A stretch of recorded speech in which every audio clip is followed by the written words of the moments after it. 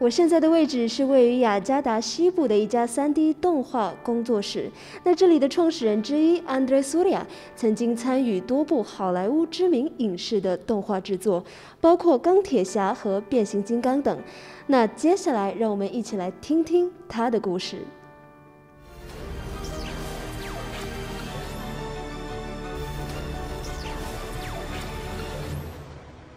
Pertama kali itu sama seperti anak-anak muda zaman sekarang ya. Jadi saya itu mulai dari main game.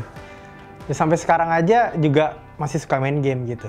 Jadi awal mula dari waktu itu saya main game itu waktu SMP 3. Saya main game namanya Colin McRae Rally, game balapan gitu. Jadi bisa dimodifikasi gamenya. Kalau gamer tau lah, kalau di mobil berarti bisa diubah peleknya, bumpernya gitu loh. Dan membutuhkan software 3D gitu, namanya Autodesk 3ds Max. Lalu dari software itu akhirnya saya kecanduan softwarenya gitu. Jadi kecanduan belajar 3D-nya, jadi gak sengaja. Akhirnya saya otak-atik kok lebih enak bikin kreasi sendiri gitu loh. Bandingin kita hanya main doang gitu. Oh bisa buat nih gitu kan. Jadi dulu kalau waktu saya bikin 3D itu saya buat banyak karya gitu. Jadi karya kayak lukisan gitu loh. Nah saya buat banyak, lalu akhirnya saya sampai ke karya saya yang ke-70. Jadi saya buat kayak gambar itu 70 kali sampai SMA 3. Saking hobinya kan buat terus tiap bulan. Ada yang namanya Somewhere in the Sky gitu loh. Ya kan, Somewhere in the Sky itu yang buat saya diterima di Lucasfilm. Saya bilang saya suka di lighting compositing karena di arsitektural saya juga di sana gitu loh. Departemen saya gitu. Akhirnya ya udah kamu ngerjain Iron Man deh gitu.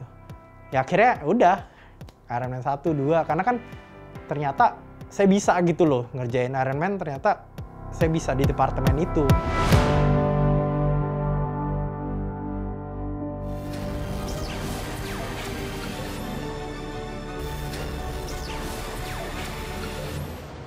Oh, karena talentnya banyak banget di sini. Peluangnya besar. Maksudnya adalah orang Indonesia yang jago tuh banyak. Gitu. Jadi kenapa nggak proyek luar itu dikerjakan di Indonesia gitu? Ada peluang di situ gitu loh. Kalau saya nggak tahu orang Indonesia banyak, saya juga nggak berani. Karena waktu kerja di Lucasfilm orang Indonesia juga lumayan banyak. Gak cuma saya doang, saya tuh nothing spesial sebenarnya. Banyak banget orang seperti saya. Saya kenal dari 100 kali orang seperti saya. Orang Indonesia yang di Hollywood, bahkan yang jauh lebih daripada saya, yang udah jadi supervisor itu ada.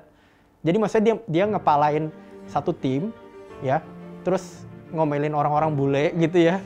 50 orang gitu ya, suruh gak pulang, itu ada jenderalnya gitu loh, itu orang Indonesia.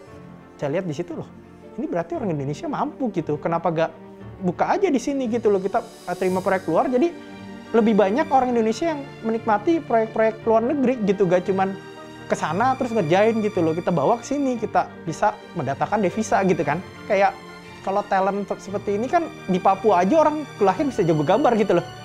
Jadi bukan masalah negara maju atau bukan gitu loh.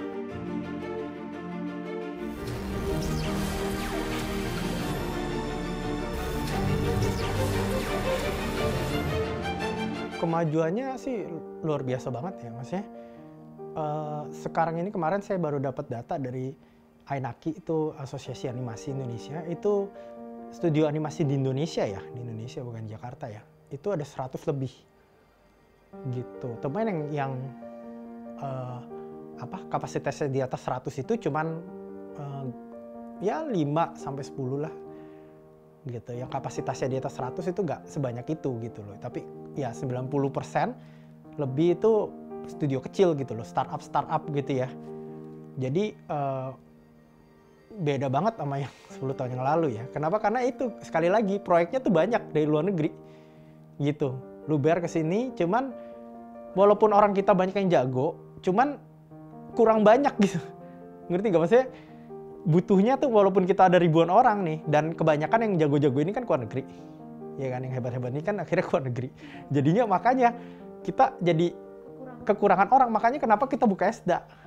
ESDA sekolah animasi itulah salah satu untuk counter gimana ini caranya gitu loh, supaya kita dapat fresh talent terus gitu. Jadi sebenarnya ada dua untuk di studio, itu kita bilang industri animasi di seluruh Indonesia gitu ya. Sebenarnya goal saya itu punya IP yang sukses. IP itu untuk orang yang belum tahu ya, IP itu maksudnya adalah Marvel. Marvel itu adalah bisnis IP. Jadi punya karakter yang mendunia. Ya, jadi Indonesia itu sebenarnya ironis ya. Zaman dulu kita punya Unyil, kita punya Bobo, ya kan? Ada Si Buta dari Gua Hantu. Dulu waktu saya kecil saya nonton itu gitu. Saya nungguin gitu. Tapi kok sekarang nggak ada. Maksudnya mana kontennya gitu loh. Intinya gini, kayak misalnya dia suka berenang. Kenapa gak jadi atlet renang? Dia suka badminton. Kenapa dia gak jadi atlet badminton? Kalau dia suka main game, kenapa gak dia bekerja di industri game? Bikin gamenya. Kenapa? Pertanyaannya seperti itu sebenarnya. Simple. Karena industri game ini kan industri raksasa. Kita lihat teknologi ini kan banyak terbuka, banyak peluang kerja baru yang 10 tahun yang lalu belum ada, ya kan?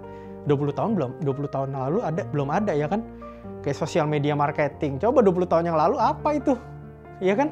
Sekarang kan iya, jadi mesti aware dengan masa depan.